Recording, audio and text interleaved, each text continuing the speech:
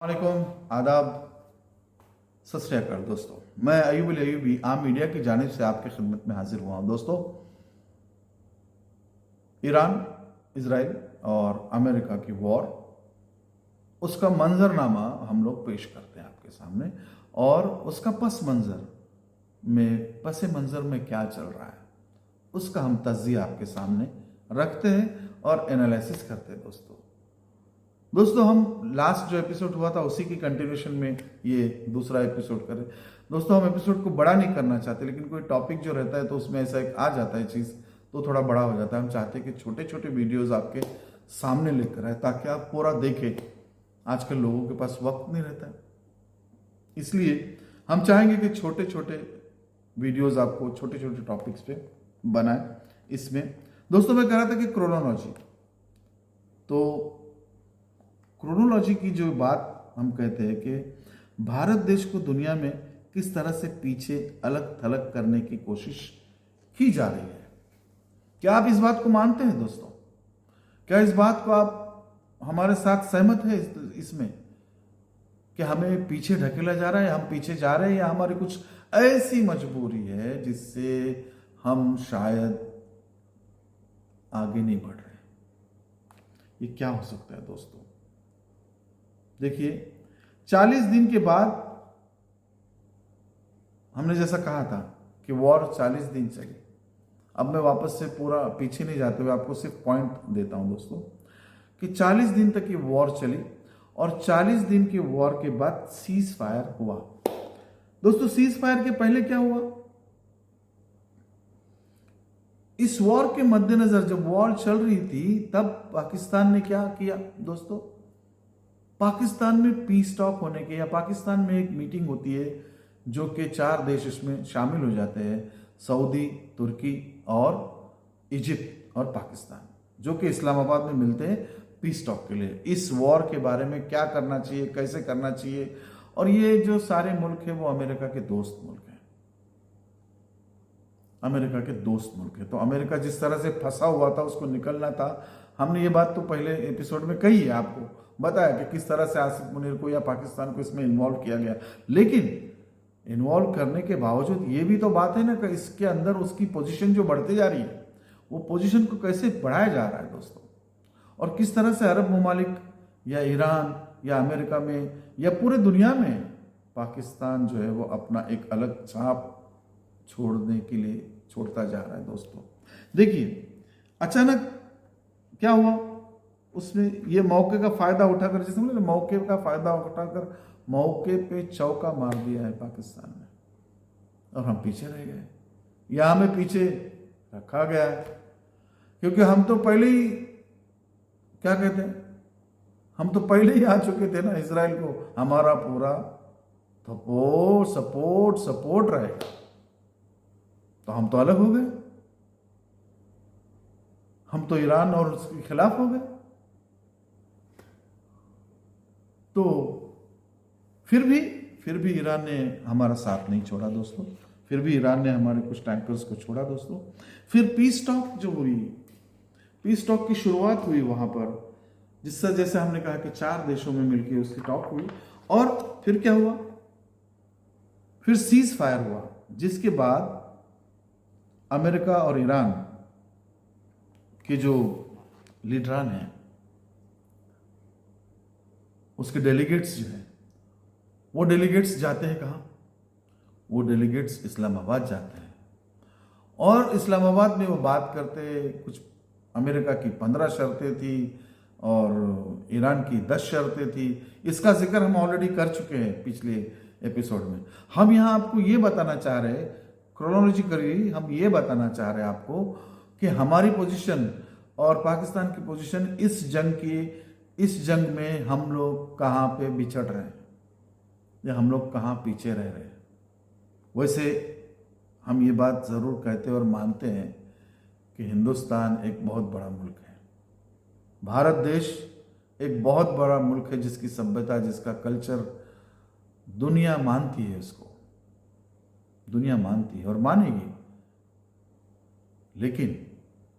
लेकिन क्या है कि जहां कहीं वर्ल्ड ऑर्डर चेंज होते हैं या जहां कहीं ऐसा समीकरण होता है जिसमें हमें कहीं ना कहीं होना चाहिए, वैसे हिंदुस्तान के बगैर पूरे दुनिया में बहुत सारी चीजें अधूरी हैं। लेकिन कहीं ऐसे ही हम चलते रहे तो शायद बहुत ही पीछे रह जाएंगे, क्योंकि चाइना जो है वो हमारा टक्कर का, चाइना जो हमारे टक्कर का है। अभी टक्कर क्या है, चाइना तो बहुत आगे चला गया है, तो इसलिए हमको और भी पीछे ढकेला जाएगा, क्योंकि अब पाकिस्तान चाइना के साथ, अमेरिका के साथ, ईरान के साथ, अरब ममालिकों के साथ, सबके साथ उसकी अच्छी गठजोड़ हो रही है। जैसा कि हमने लास्ट एपिसोड में बताया कि सऊदी और पाकिस्तान की जो ट्रीटी हुई है, जिसमें दोनों आपस में मिलकर अपनी जो है वो सिक्योरिटी और सेफ्टी के लिए साथ में खड़े हो जाएंगे, ये बात भी आपने सुनी है और ये देखी है और चल रहा है पूरे दुनिया में, ये सबको पता है दोस्तों। तो आगे बढ़ते हैं दोस्तों, आगे बढ़ के हम इसी बात का चर्चा आखिर करते हैं। अचानक से डेलीगेट्स आए और डेलीगेट्स जाने के बाद बात हुई नहीं हुई, अधूरी हुई या टूटी, या ईरान अपनी शर्तों पे अड़ा रहा या अमेरिका अपनी शर्तों पे से मानने रहा था, जो भी बातें हुई उसके रिपोर्ट्स पहले ही आ चुके हैं, पहले ही बता चुके हैं, हम भी बता चुके हैं उसके बारे में, किस तरह से अमेरिका खेल रहा है और ईरान उसके ऊपर बिल्कुल भरोसा नहीं कर रहा है, इजराइल और अमेरिका पर। तो फिर क्या हुआ, आसिफ मुनीर पाकिस्तान से अचानक ईरान पहुंचते हैं 2 दिन के लिए, एज क्या कि एक डेलीगेट बोल के, मतलब एक नुमाइंदगी के तौर पर वहां पर वो पहुंचते हैं और वो समझाने की कोशिश करते हैं ईरान को, क्योंकि ईरान बहुत गुस्से में आ गया था, क्योंकि कुछ ऐसी भी न्यूज आ गई थी कि ईरान के जो डेलीगेट्स गए थे उनके ऊपर भी मुसाद हमला करने वाला था और उनके ऊपर भी शायद हमला होता था, और वो तेहरान के बजाय मशहद में उतरे और मशहद से फिर bye taxi, by train, by private कुछ कार्स, ऐसे वो लोग तेहरान पहुंचे। दोस्तों ये भी रिपोर्ट आई थी, सूत्रों ने ये भी बताया था, ये रिपोर्ट थी, न्यूज थी, लेकिन हमारा तज्जिया तो हम कहते हैं कि हमेशा जो है इस वॉर को चालू रखना, इस वॉर को कंटिन्यू करना, ये इजराइल का हदफ है, इजराइल का कहते हैं ना कि मकसद है। इजराइल इससे पीछे नहीं हट रहा है, इसलिए बार बार अमेरिका को वो तंग कर रहा है, अमेरिका को वो परेशान कर रहा है कि इसको बंद नहीं करना। और जूस लॉबी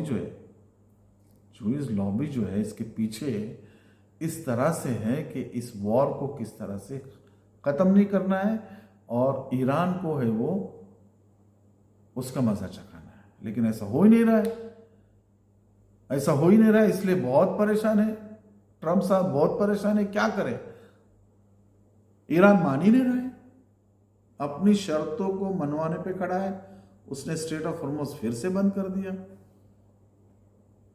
पूरा कंट्रोल उसका है। तो आसिफ मुनीर वहां पहुंचते हैं, पहुंचने के बाद 2 दिन के बाद क्या होता है, लिबनान में सीज फायर हो जाता है। दोस्तों देखिए किस तरह से लिबनान में सीज फायर हो जाता है और स्ट्रेट ऑफ हॉर्मुज़ खुल जाता है, क्योंकि ईरान कहता है कि आपने सीज फायर किया लिबनान में, और उसने कहा था कि जब तक लिबनान में सीज फायर नहीं होता है हम कुछ, तो एक अच्छी बात की वजह से ईरान ने स्ट्रेट ऑफ हॉर्मुज़ खोल दिया। लेकिन अमेरिका ने जो है क्या किया, अमेरिका कह रहा था कि अमेरिका ने वो जो नाकाबंदी है, वो घेराबंदी है, वो नहीं छोड़ने को, ऐसे फिर ईरान ने स्ट्रेट ऑफ हॉर्मुज़ फिर से बंद किया। तो दोस्तों आसिफ मुनीर जाने की वजह से, क्या वो जाने की वजह से या वो अपना एक पैगाम दोनों की तरफ से लेके जा रहे थे, जैसे कहते हैं कि वो हम ये कहेंगे कि पोस्ट मैन की तरह वो काम कर रहे थे और बात आ रहे थे और उन्होंने ये कर दिया। लेकिन ये तो हुआ कि लिबनान में सीज फायर हुआ और अभी भी सीज फायर चल रहा है ईरान में और अमेरिका में और इजराइल में। तो इसका सहरा किस पे जा रहा है, इसका सहरा कौन ले रहा है? और हम क्या कर रहे हैं दोस्तों, ये किस तरह से उसका मतलब मौके का जो फायदा उठाने का जो ये है ना, वो शायद इससे अच्छी मिसाल हो नहीं सकती, इससे अच्छी मिसाल नहीं हो सकती।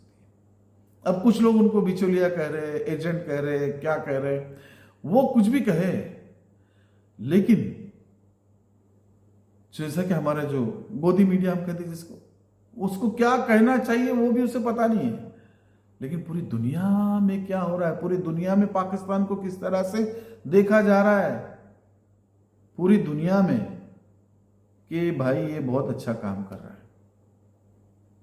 खैर, अब क्या हुआ, आसिफ मुनीर जाते के साथ फिर अभी देखिए दोस्तों, क्रोनोलॉजी याद से आप देखिए दोस्तों, ट्रम्प साहब का बयान आता है,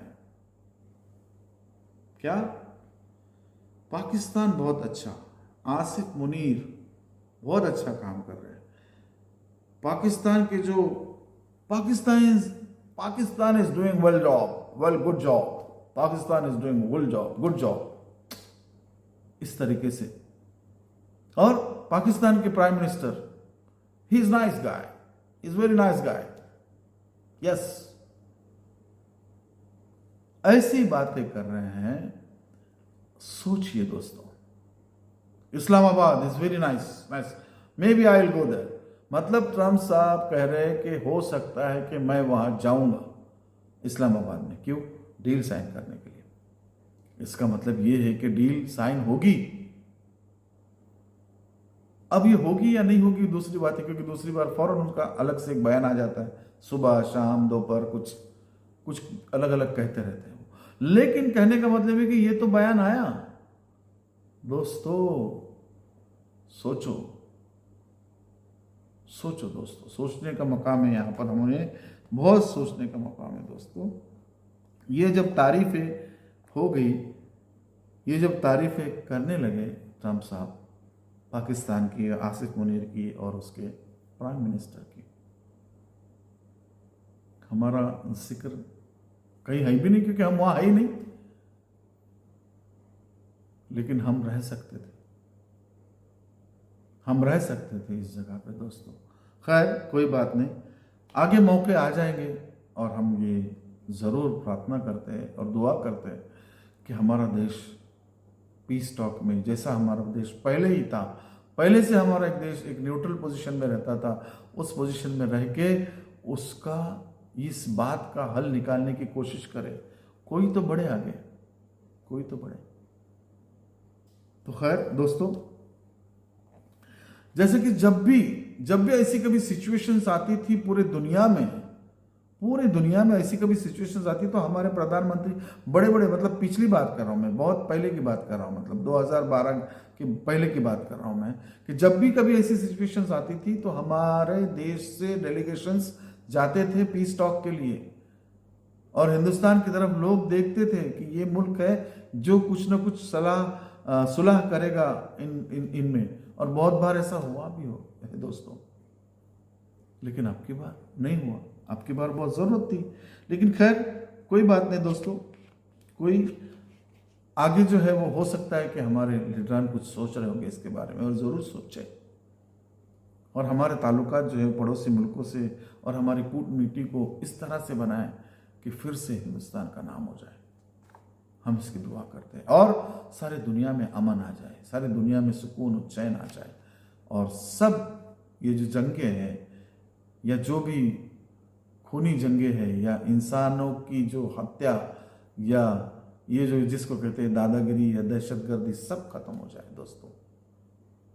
बस ये दुआ करते हैं, उस दुआ के साथ ये हम वीडियो बंद करते हैं दोस्तों, आपसे विदा लेते हैं। अगली बार ज़रूर आपके साथ हाजिर होंगे। अस्सलामु अलैकुम वरहमतुल्लाहि वबरकातुहू।